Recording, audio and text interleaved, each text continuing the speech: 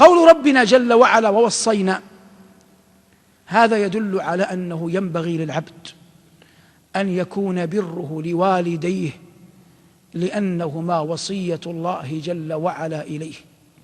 وما نقرأه في كتب القراءات ودروس المطالعات شيء حسن أن يذكر لك الكاتب أو المؤلف ما يدفعك لأن تبر والديك، لكن ينبغي أن يكون الباعث الأول في برنا لأمهاتنا وآبائنا أن الله جل وعلا أوصانا بهما. فلو تغيرت عليك والدتك وتبدل عليك والدك وأغلظ أحدهما في الخطاب أو كلفك أحدهما ما لا تطيق، فقبل أن تدفعك نفسك إلى أن ترفض تذكر أن العلي الأعلى أوصاك بهما. وكفاك والله شرفا أن تكون عبدا لله فتلتزم وصيته. وإنما في مثل هذا المقام يعرف مقام العبودية. العاقل يعرف أنه عبد لله لا يخرج عن سلطانه، وليس الأمر الذي يفصل في مقام العبودية ذلك الأمر الذي يتفق مع رغباتك ومطالبك وإن كان حقا، لكن الذي يفصل في مقام العبودية ذلكم الأمر الذي تتلقاه وهو يخالف هواك يخالف حالك، لكنك تقبله لأنك تعلم أنك عبد لربك. قال ربنا وصينا الإنسان بوالديه إحسانا.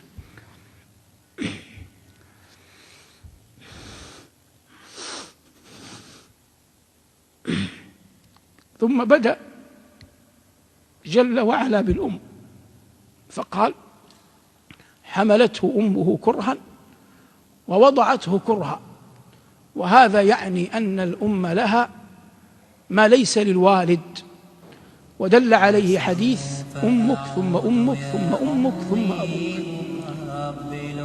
ومن الأخذ بهدي الله أن تجعل فارقا يسيرا في البر، لا تنقص من قدر برك لأبيك، لكن أكمل لأمك برها حتى تكون عبدا يفقه عن الله جل وعلا كلامه. لسوف أعود يا أمي أقبل رأسك الزاكي أبث بكل. قال الله حملته كرها ووضعته كرها، وحمله وفصاله 30 شهرا. فقه منها العلماء علميا أن مدة الحمل يمكن أن تصل ويحيا المولود إلى 6 أشهر،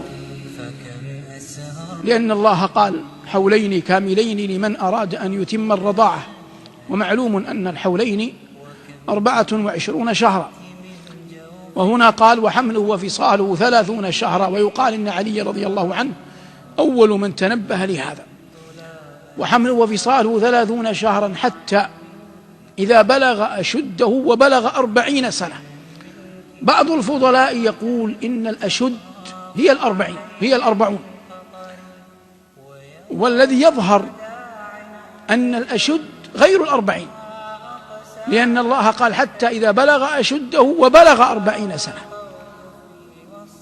والعطف في الأصل في العطف المغايرة، الاشتراك في الحكم مع التغاير، فيصبح أنه مطالب في حالين اثنين أن يبر والديه أشد، حال أن يبلغ الأشد وهو 33. وأما إذا بلغ 40 فإن الله نص عليها فيما يبدو ولا نجزم أن الإنسان غالبا إذا بلغ 40 يكون له زوجة وأولاد، فيأتي في الآية ما ينبهه أن لا يشغله زوجته وأولاده عن بره لأبيه وأمه. فلا يقول ولدي زوجتي رزقي مالي عملي، فأكد الله على سن 40 حتى لا يصرف العبد عن بر والديه في مثل هذا الحال، والعلم عند الله.